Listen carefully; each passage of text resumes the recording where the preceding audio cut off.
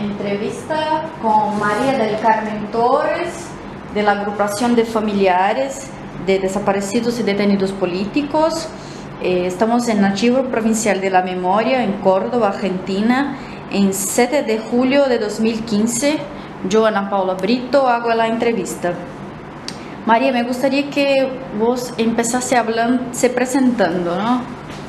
Bueno, yo soy María del Carmen Torres, soy secretaria de actas de la Asociación Familiares de Desaparecidos y Detenidos por Razones Políticas de Córdoba y milito en esta organización desde hace aproximadamente unos 10 o 12 años, a partir de que pude un poco desligarme de mis obligaciones laborales más urgentes o más exigentes y pude cumplir con este deseo, esta deuda pendiente que tenía de aportar activamente a los organismos de derechos humanos en nuestra provincia y en nuestro país.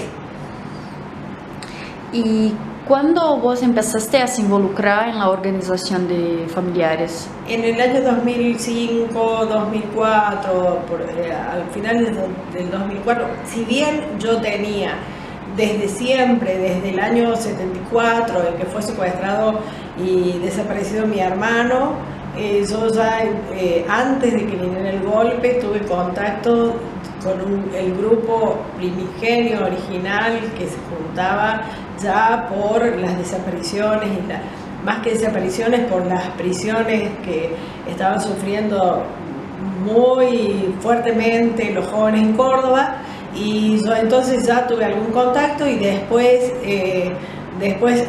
aún durante la dictadura yo siempre mantuve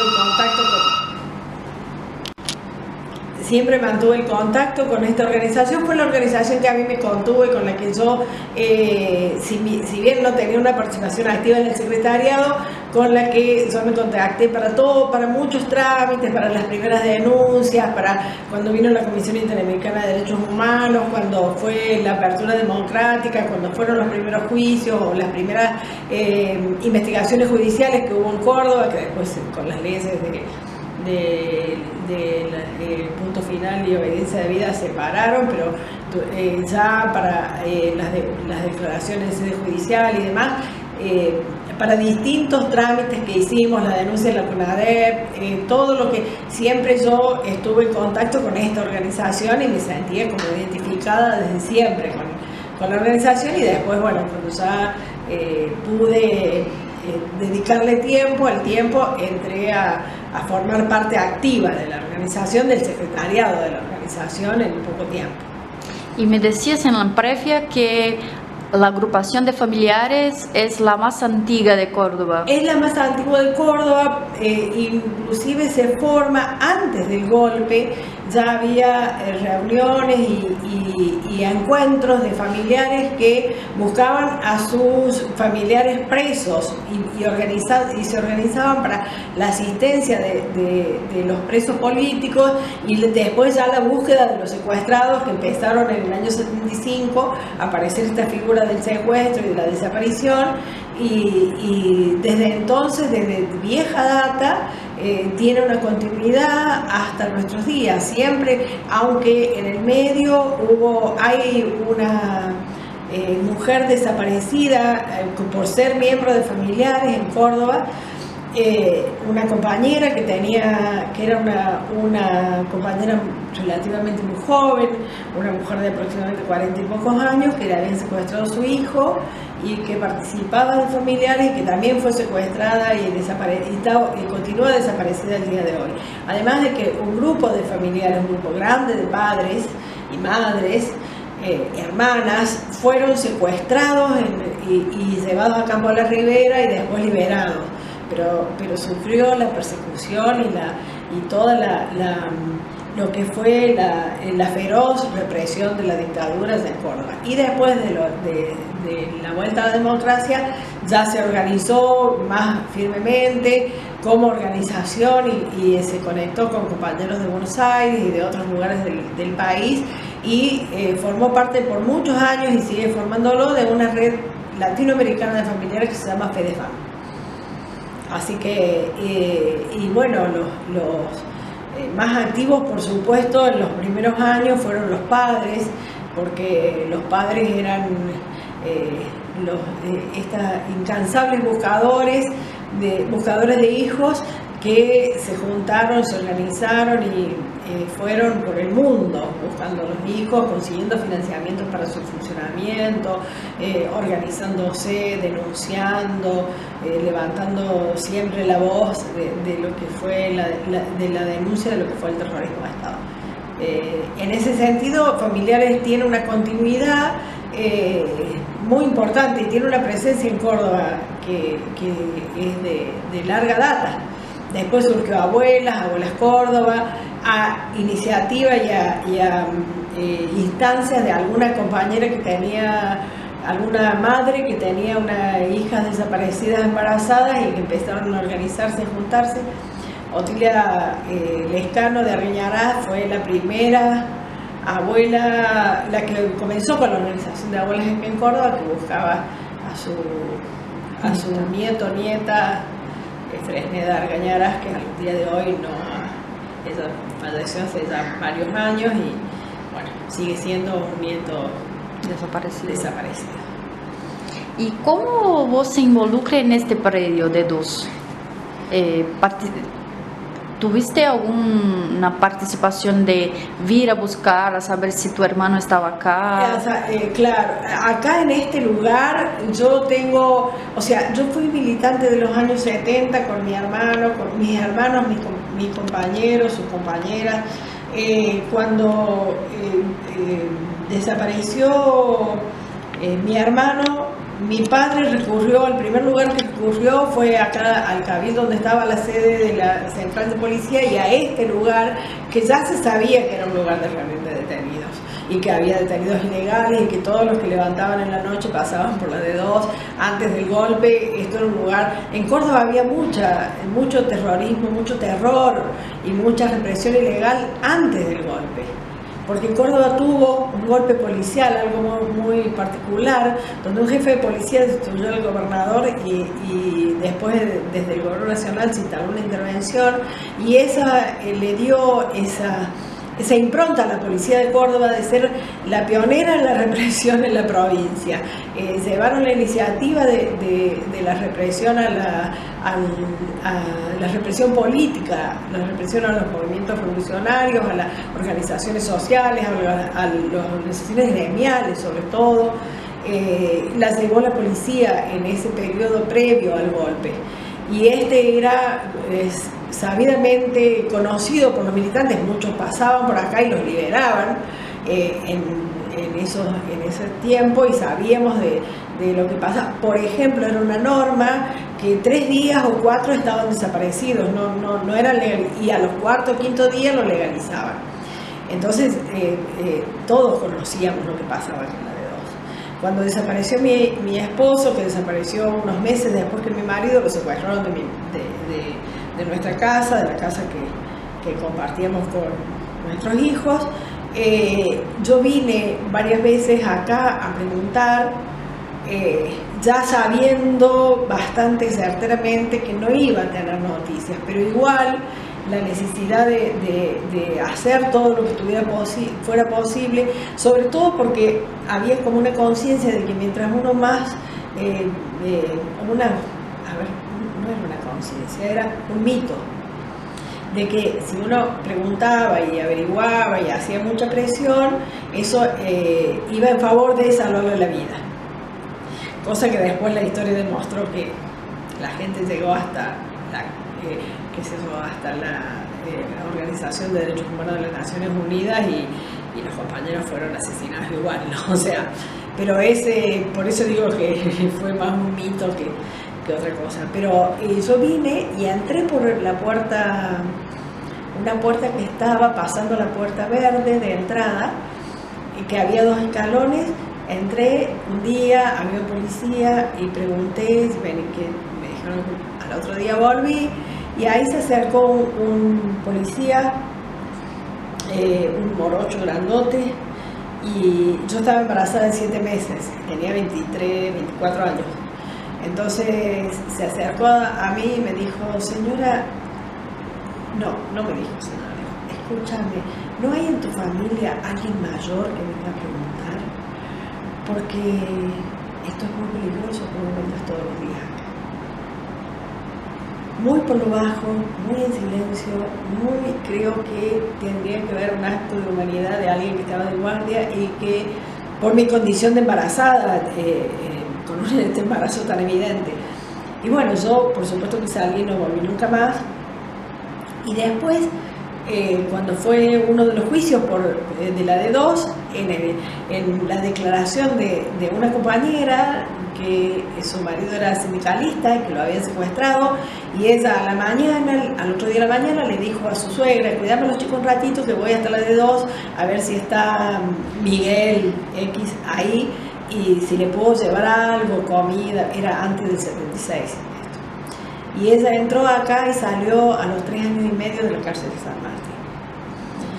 Entonces, cuando yo escuché ese relato, me corrió un frío por la espalda, porque me acordé patente de las palabras de este policía y evidentemente sabía de lo que estaba hablando, porque la compañera volvió a los 3 años y medio a su casa después de haber venido a preguntar por su marido, que ella no tenía ninguna militancia ni nada, y era su marido que había sido secuestrado, que inclusive fue después legalizado como preso político a disposición del Poder Ejecutivo en la cárcel de Barrio San Martín. O sea, no era un desaparecido como era el caso de mi compañero.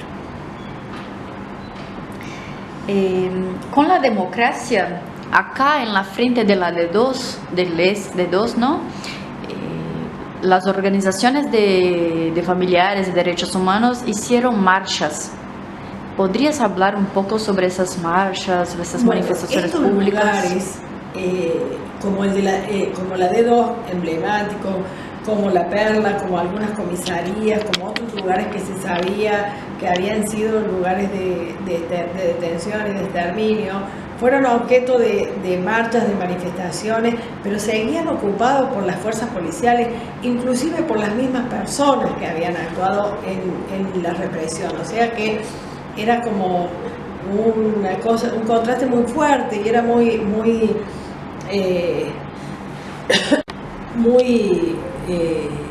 impensado que en algún momento esa historia podía cambiar. Por ejemplo, las marchas del 24 de marzo terminaban en la plaza y se hacía una manifestación acá ese día. Y ¿La Plaza San Martín? La Plaza San Martín acá al frente. Y todos los años se ponía en evidencia de alguna forma, con intervenciones artísticas, con performance, con distintas cosas a medida que fueron pasando los años, y se ponía en evidencia lo que había pasado acá y la denuncia, porque de este lugar hay muchísimos testimonios, muchísimo documental de lo que fue este lugar, y muchísimo y hay muchos sobrevivientes que pasaron por acá y sufrieron las atrocidades y también las vieron. Quien es hoy el candidato a vicepresidente de la Nación, el doctor Zanini, estuvo secuestrado acá, y él justamente hizo mención hace poco a una anécdota de algo que pasó, de una conversación con otro secuestrado en este mismo lugar, en este lugar. O sea, tiene marcas muy fuertes en toda una generación y por supuesto que en toda la sociedad de Córdoba. Toda la sociedad, más o menos, sabía que acá pasaban cosas terribles.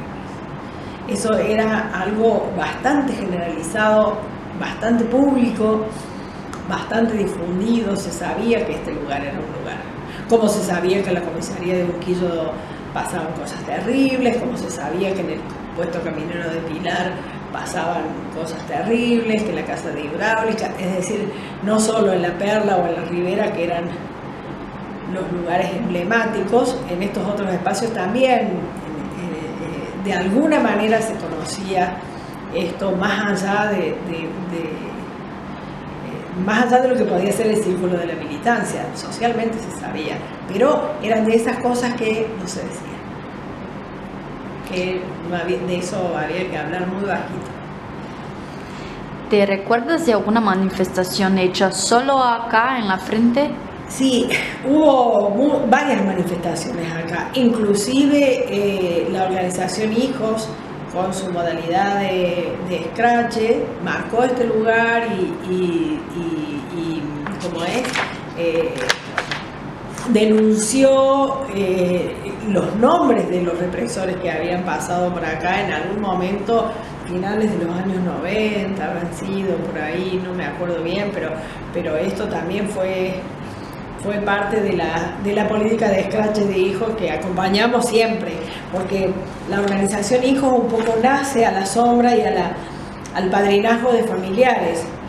Desde que empezaron funcionan en la misma casa y hoy continúan haciéndolo, seguimos con los hijos en la casa, y yo digo que de alguna manera esto de que somos organizaciones políticas con nombres de familia, con referencias a vínculos, somos familiares, somos hijos, somos abuelas, somos madres, es una característica muy especial, que yo digo que cualquier psicólogo se haría una panzada de teoría, cómo nos hemos ido nombrando por el vínculo con el que no está. Y la relación con los hijos, yo digo que es una relación de padres a hijos, hasta teñida por las cuestiones familiares, de retarlos cuando eran adolescentes, ahora decirles cómo ustedes que son tan grandes ya, hombres grandes, mujeres grandes, van a hacer tal o cual cosa o van a dejar de hacer tal o cual otra. Es realmente para un psicoanalista lo vería, porque sin ir más lejos, hace poco en una reunión nuestra, unas compañeras dicen: vine a la casa y habían estado alguien de hijos haciendo algún tipo de fiesta porque había botellas y había cosas llamaron a los hijos, ¿qué ha pasado? O sea, ese tipo de anécdotas que son vistas de afuera como hasta graciosas, porque es a ver los chicos que hacen con la casa, y esta historia es de siempre. No obstante eso, desde las dos organizaciones tenemos muy claro que somos organizaciones políticas y que nuestro vínculo es político, pero eso es un discurso.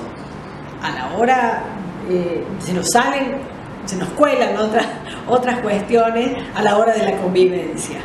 Y cuando se creó Hijos, Emi siempre se acuerda que su esposo, que es Santiago Dambra, que ya está fallecido, cuando los chicos vinieron y le dijeron que se habían organizado como organización de derechos humanos, él le dijo a ella: bueno, estamos salvados.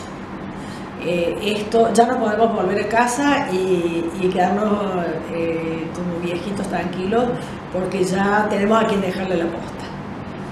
Y esto de alguna manera fue visionario en Santiago, pero realmente fue muy importante para la organización inclusive. Y esta decisión, más allá de estas cuestiones anecdóticas o de vínculo o de teñidas por el inconsciente, políticamente siempre supimos que la existencia de Hijos como organización era muy importante, y siempre apostamos a eso, a fortalecernos, a apoyarnos mutuamente, digamos, acompañarnos con el absoluto convencimiento que es una organización hermana, más allá de que fueran, además, con todo lo que puede tener para muchos de nosotros, que nuestros hijos, nuestros sobrinos, los hijos de nuestros hermanos, los hijos de nuestros compañeros. Para mí, en lo personal,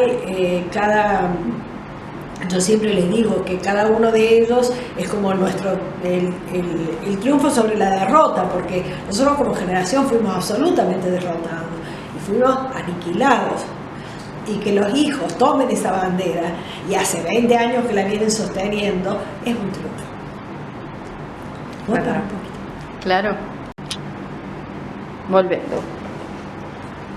Y ¿podrías decir cómo fue la participación, el involucramiento de la organización Familiares con la preservación de este lugar y la transformación de este lugar en un archivo, en un museo anterior a la ley de 2006. Porque como decías, la ley es muy importante, pero hay toda una lucha anterior de vosotros, ¿no? Me gustaría que... Bueno, esta discusión o este debate, porque fue un fuerte debate, como en relación a qué preservar, cómo preservar, qué hacer, qué demandar, y después de muchos años de lucha, porque el objetivo de la lucha era la denuncia y la visibilización, el conocimiento y el consenso social en la aceptación de que esto había pasado. Porque en realidad los procesos de dictadura fueron tan terribles en todos los países de América Latina, pero particularmente en el nuestro, que inclusive hubo distintos momentos, pero siempre la política del terror que impusieron, la contraparte de eso fue el silencio y hasta la negación. No puede ser, ustedes están exagerando, o esto no puede haber sido de esta manera, o los desaparecidos están todos en Europa, o etcétera, etcétera, etcétera. Entonces, bueno, la lucha por la memoria fue siempre una lucha por la disputa del sentido, ¿no? Una lucha y una disputa, una denuncia y tensión muy fuerte. Y en este proceso de visibilización fue que se incluyeron la necesidad de que se visibilizaran estos lugares como emblemas, como lugares así, íconos de lo que fue la dictadura y lo que fue el terrorismo de Estado, y particularmente en Córdoba, que empieza el terrorismo de Estado porque había un Estado terrorista aún en periodo democrático, con una intervención de corte fascista policial y con un gobierno que era absolutamente organizador del terrorismo desde las fuerzas policiales. Entonces, poder poner en evidencia eso siempre fue un objetivo. Pero después, a la hora de la discusión de cómo hacerlo, de qué hacer, cuando ya la apertura democrática de los años 2000, el comienzo de los 2000 fue más fuerte, se planteó una discusión muy seria de que si esto se hacía con el Estado o no se hacía con el Estado. Ese debate se dio en familiares, nos atravesó mucho e inclusive nos costó muchas discusiones y muchos desacuerdos. Porque había algunos compañeros que decían nada que tenga que ver con lo que tenga que ver con el Estado nos va a contaminar, nos va a cambiar el sentido, nos va a poner en un lugar que nosotros no nos queremos poner. Nosotros hemos estado siempre en la lucha, desde el llano, desde la vereda del frente, e implicarnos con el Estado nos va a condicionar. Y había otra parte que sosteníamos que era un deber del Estado reparar el terrorismo de Estado, y que era un deber del Estado y que poner a disposición o poner recursos para que esto sucediera. Recursos, no solo recursos económicos, sino fundamentalmente recursos políticos, es decir, la sanción de la ley, que después se concretó en la sanción de la ley y demás, pero que nosotros decíamos que esto no necesariamente iba a pasar eso, que dependía de nosotros, que nosotros deberíamos arbitrar los medios para darle el contenido y el sentido que nosotros creyéramos que teníamos que darle. Entonces, bueno, estos debates con nuestros abogados, con hijos, con la organización Hijos, fuerte, con expresos, con abuelas, fue parte de todo un debate previo, hubo toda una discusión y una maduración política de esta idea. Fue algo que fuimos elaborando y madurando en un proceso. Y este proceso, bueno, se concretó con la propuesta de proponer una ley provincial de la memoria. Ahí trabajaron los equipos técnicos, nuestros abogados, que ya estaban trabajando desde los juicios por la verdad, los famosos juicios por la verdad, que eran investigar sobre el terrorismo, sobre las víctimas del terrorismo de Estado, aunque no hubiera condena, aunque no se pudiera judicializar, pero que sí se supiera la verdad. ya había equipos de investigación de nuestras organizaciones, que dicho sea de paso son los que han posibilitado la gran parte de la realización de estos juicios, porque toda esa investigación, toda esa posibilidad de acumular investigación es lo que después se le puso a la justicia de posición, y desde lo cual la justicia partió para, si no estaríamos investigando el cuarto desaparecido en Córdoba. O sea, no nos engañemos, que los tiempos y los modos de la justicia son otros, y además el desconocimiento. Nosotros teníamos a nuestro favor el gran conocimiento de lo que fue la organización social, política de los años 70 en Córdoba. Entonces, ese proceso dio origen a la ley de la memoria, que ahí ya el debate cada vez se hacía más fuerte en relación a cómo se le daba forma. Hubo cierto acuerdo en que estaba bueno que el Estado tome las políticas de memoria como políticas de Estado, también en la provincia. Esto ya estaba pasando a nivel nacional, y bueno, en ese proceso Familiares fue un actor muy activo, y siempre con la conciencia de que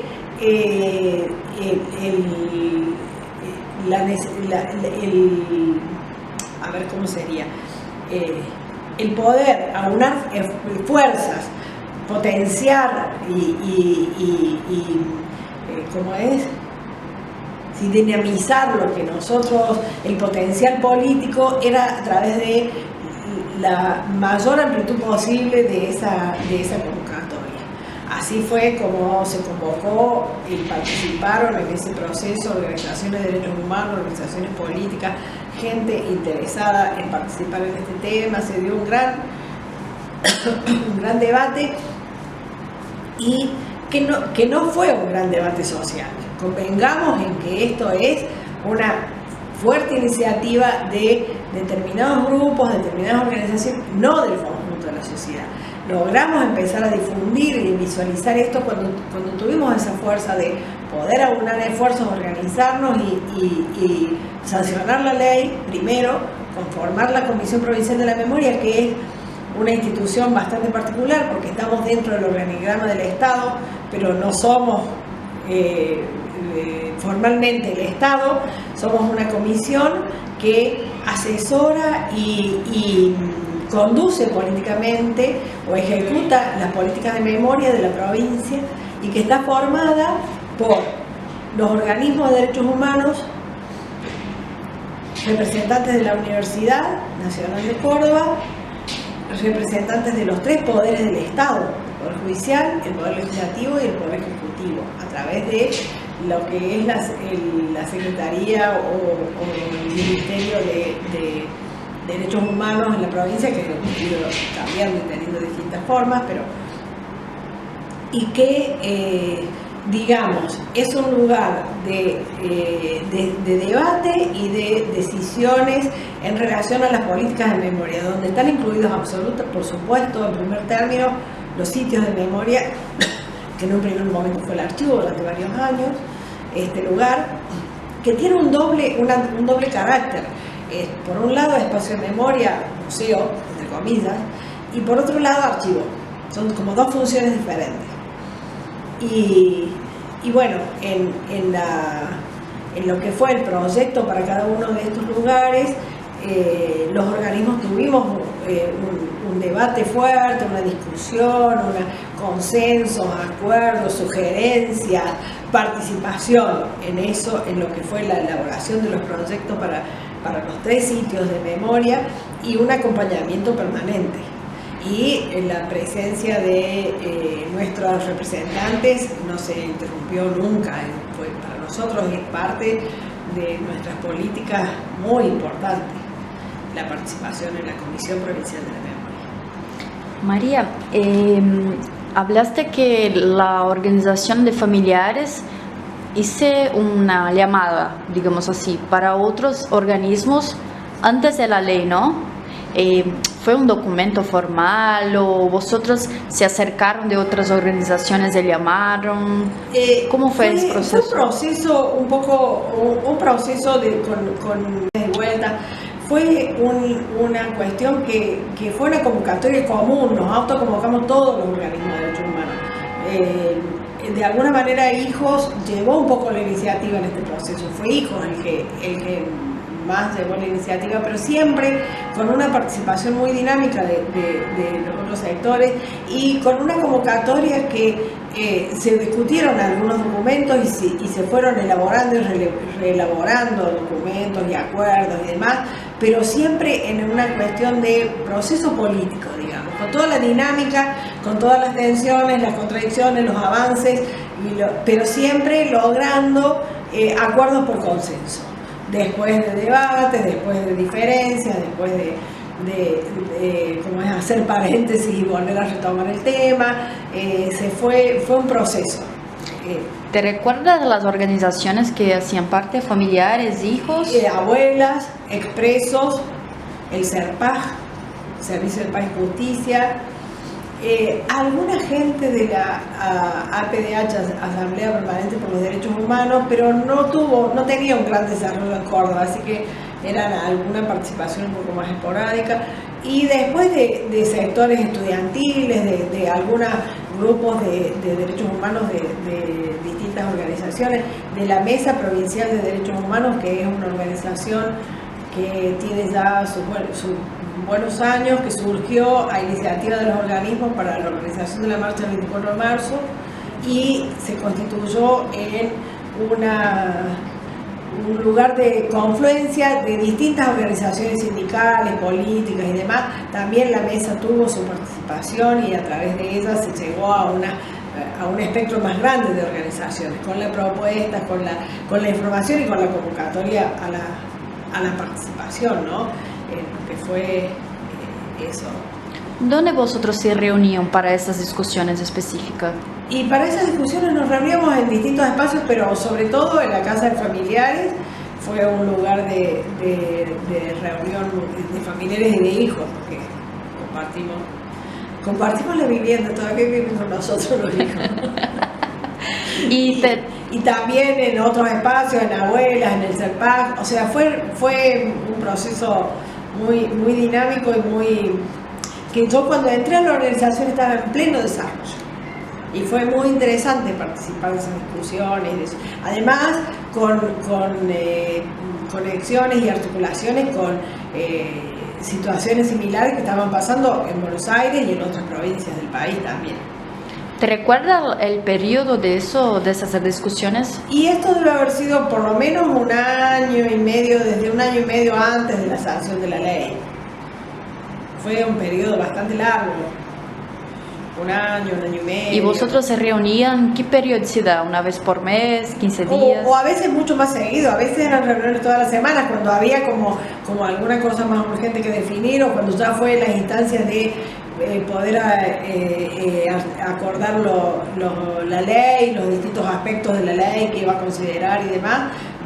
Hubo comisiones que se armaron para esas discusiones.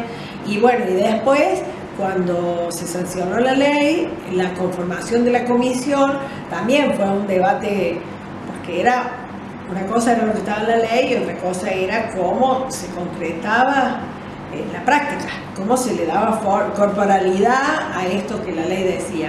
Y esto también fue motivo de ida y vuelta.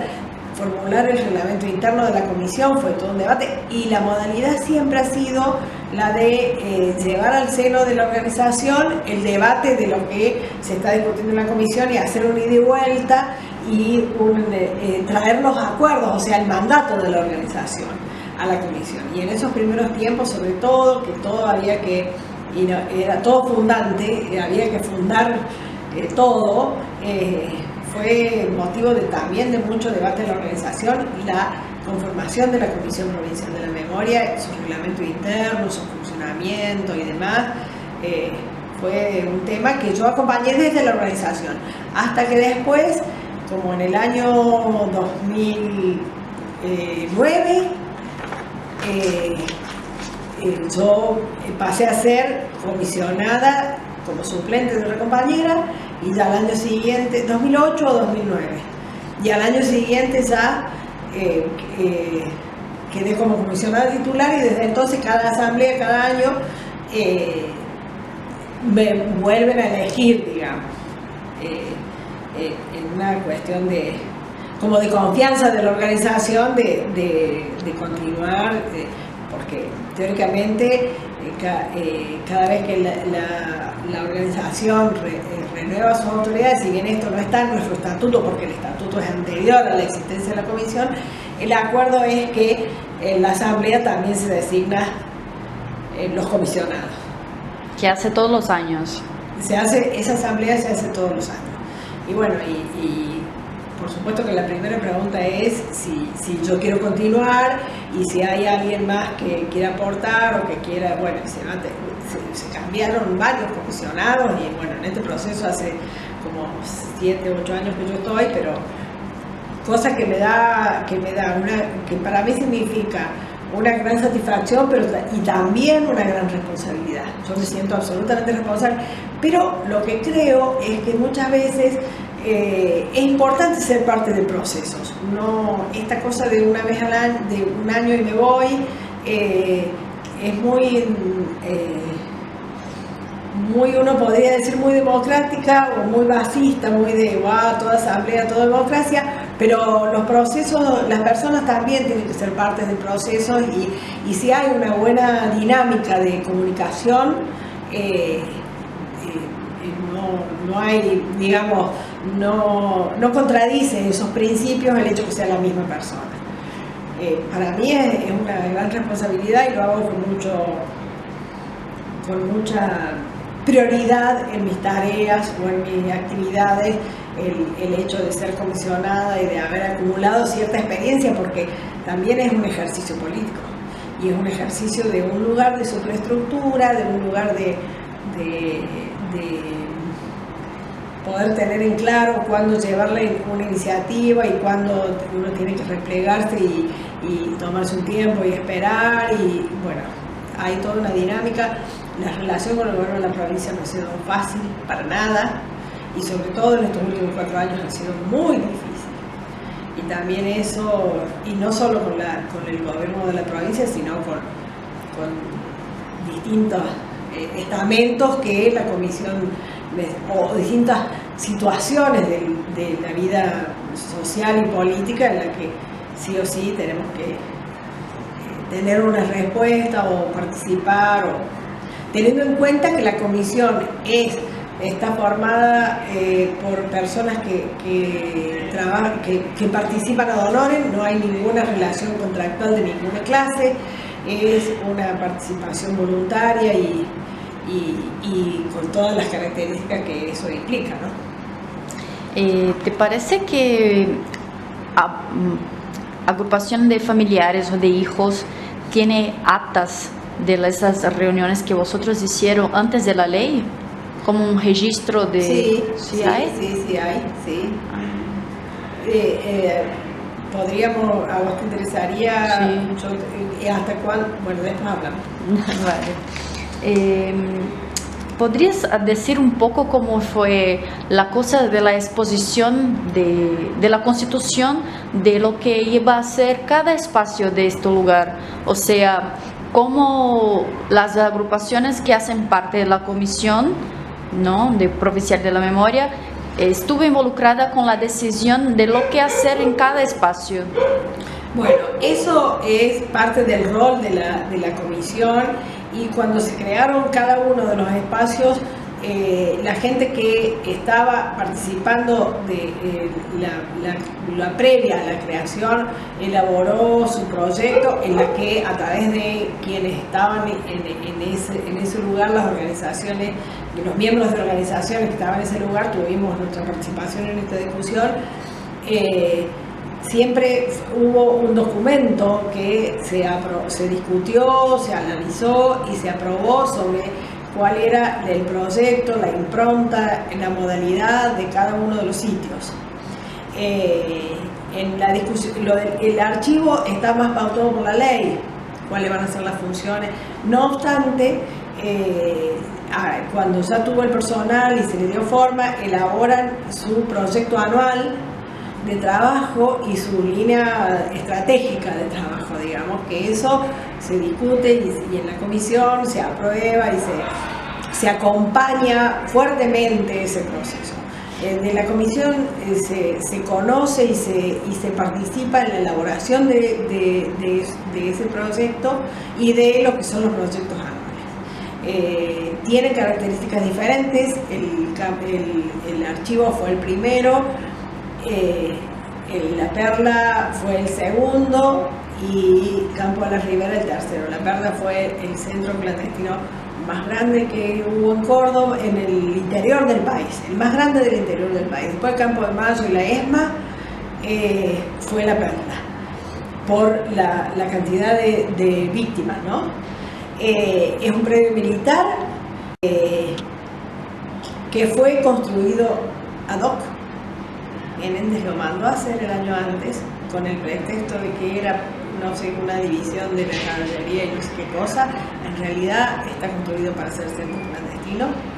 Está ubicado en un lugar para imposibilitar la fuga, para posibilitar el control, la lejanía de los centros urbanos, no hay nada alrededor, está en medio de un campo militar.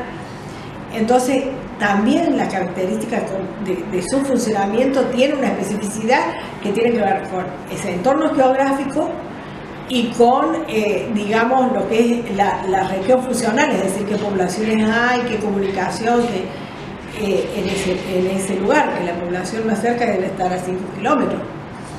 Y Campo de las Riberas, por el contrario, que fue una cárcel militar que después se convirtió en centro clandestino también, está en el medio de un barrio periférico de la ciudad, muy excluido, con mucha exclusión, mucha fragmentación social, un lugar realmente muy, muy duro y que el neoliberalismo acentuó y marcó aún más, que hoy es como un lugar de mucha marginalidad, de mucha cuestión fuera de la ley, en un entorno social muy, muy difícil, que tiene, por supuesto, un proyecto muy diferente. Si bien esencialmente es un sitio de memoria en cuanto a el proceso de lo que fue el terrorismo de Estado, su función está mucho más relacionada desde una manera muy, muy concreta con ese entorno barrial y con proyectos ligados a eso.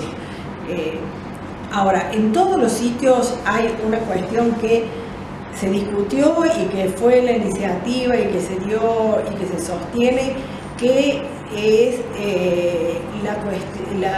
la centralidad de la pedagogía de la memoria. Esto le da una característica muy especial a los tres sitios.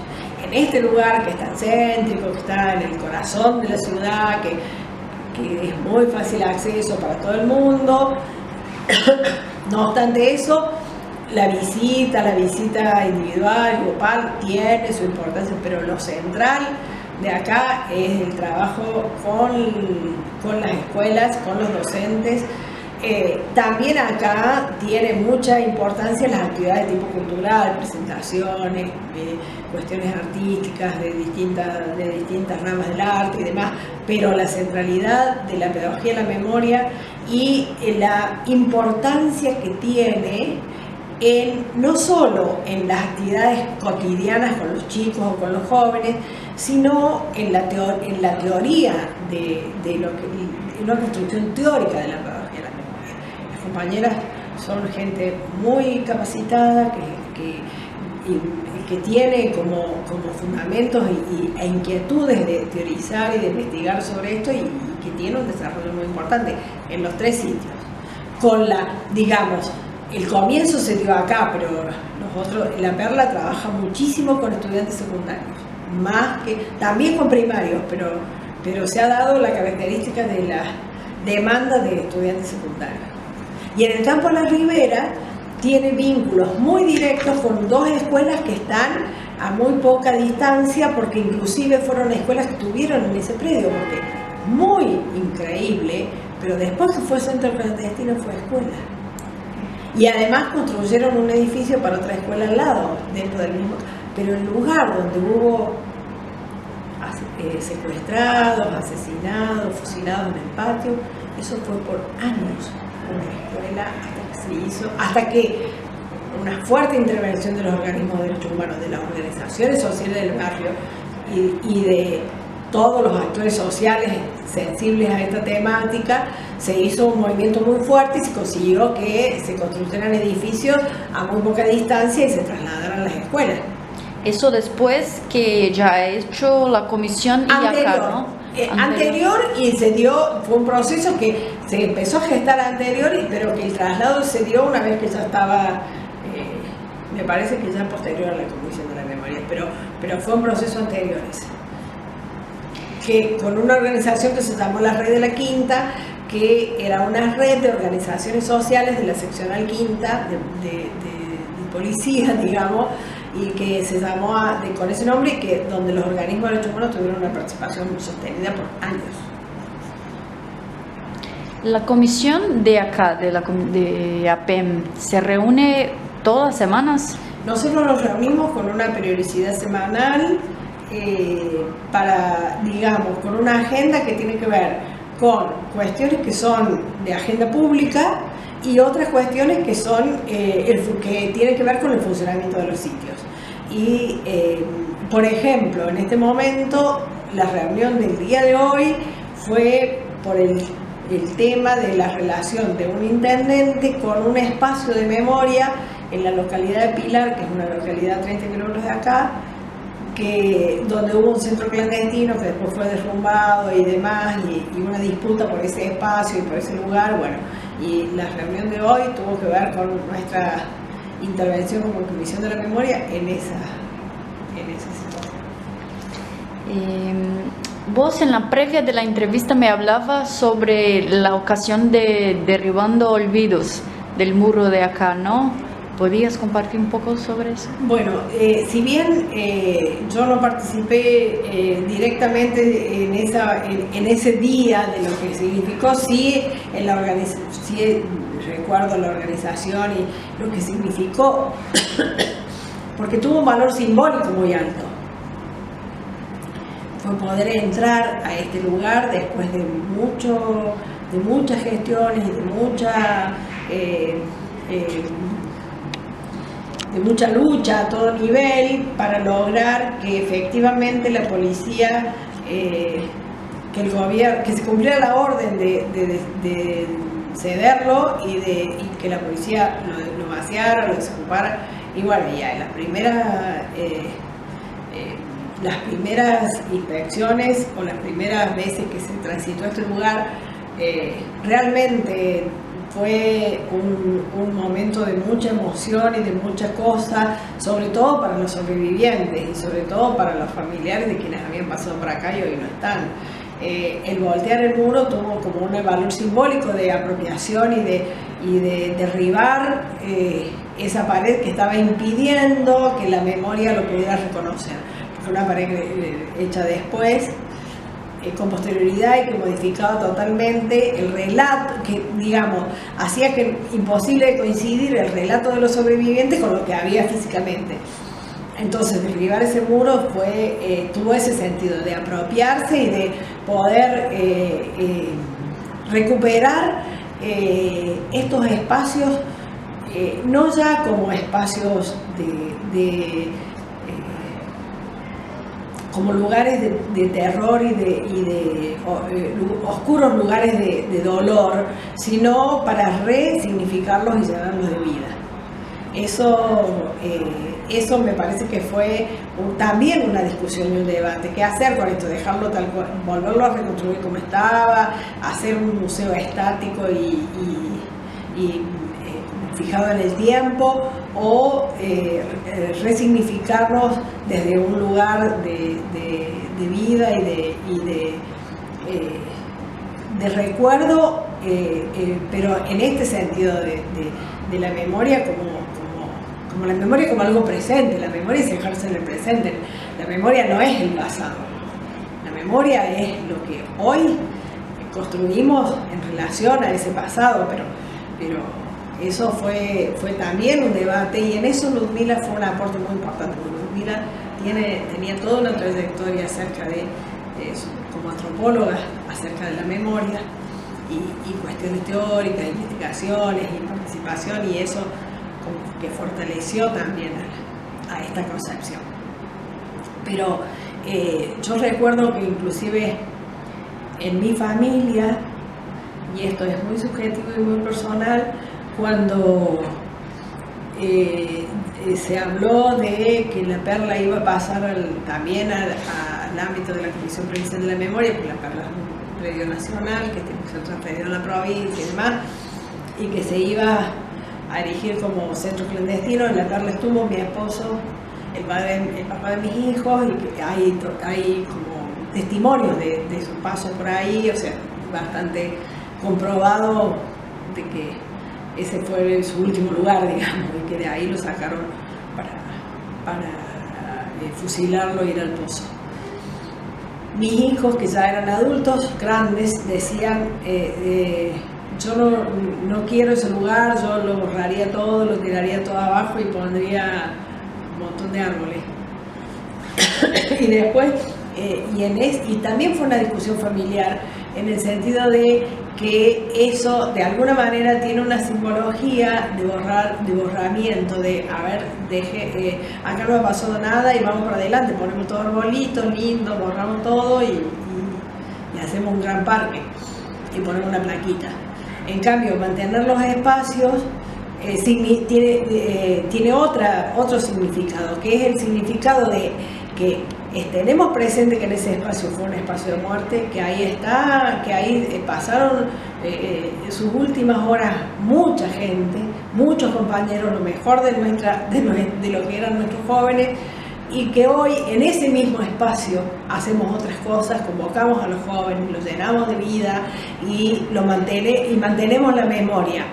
No borramos y hacemos cuenta nueva, no hacemos, el parque lo hacemos más abajo,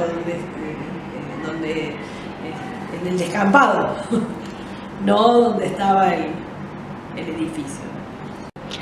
¿Qué te parece, después de toda esa historia de lucha, de transformación de este lugar hoy? ¿Cómo ves?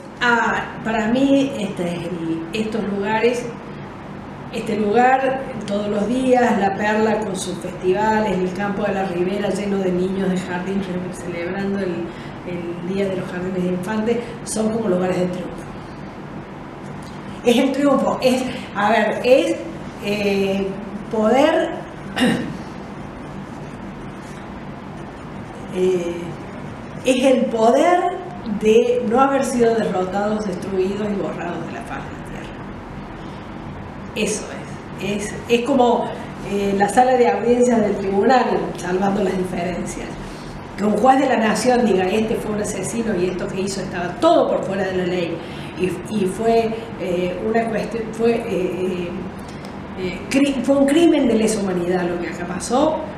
Eso le da una categoría histórica, social, jurídica, política, cultural, antropológica y demás, muy distinta a que la voz de las víctimas, que éramos nosotros, ustedes, esa cosa de los derechos humanos que ustedes tienen,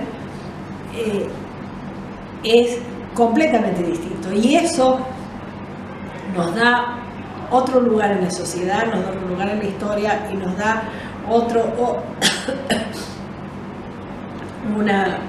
como una fuerza para continuar en esta permanente tensión que es la memoria, y en esta disputa que es la memoria, haciéndola presente, siendo todos los días presente. Desde la Comisión de la Memoria tenemos un fuerte trabajo de denuncia sobre la violación de los derechos humanos en las cárceles y en los lugares de encierro. Es una tarea que nos hemos impuesto hace como 3 años y que venimos sosteniendo con mucha fuerza, porque creemos que las continuidades de la represión y del terrorismo no se borran de un día para otro, y que las cárceles, las policías, la represión a los jóvenes, etcétera, etcétera, son parte de esas continuidades, y que es nuestra responsabilidad, marcada por la ley, pero también asumida política e ideológicamente, de cada vez que pase una violación a los derechos humanos poder denunciarla y poder acompañar y poder sensibilizar en relaciones a lucha, sea cual sea la violación a los derechos humanos, ¿no? Pero en los derechos básicos, por supuesto que en primer lugar. ¿Tiene alguna cosa que no te pregunté, que tenés ganas de hablar para cerrar? Desde lo personal, podría decir que es de una gran satisfacción y una gran alegría que existan estos espacios. Es como una cosa de... Son las primeras veces que yo entraba acá o que entré a La Perla, el impacto era muy fuerte. Y eso se ha ido transformando en esto, en una sensación de satisfacción. Ahora, desde lo político, yo creo que es un pequeño gran triunfo de los organismos de derechos humanos haber logrado la concreción de estas políticas, la concreción de estos espacios, la concreción de lo que fue esa decisión y esa mirada estratégica hacia dónde queríamos avanzar como organismos, y que es un gran desafío seguirlas manteniendo y sostener estas políticas de memoria, sostener los espacios. El trabajo que se hace es un trabajo que nos llena de orgullo a los organismos, a todas las personas de buena voluntad de esta Córdoba.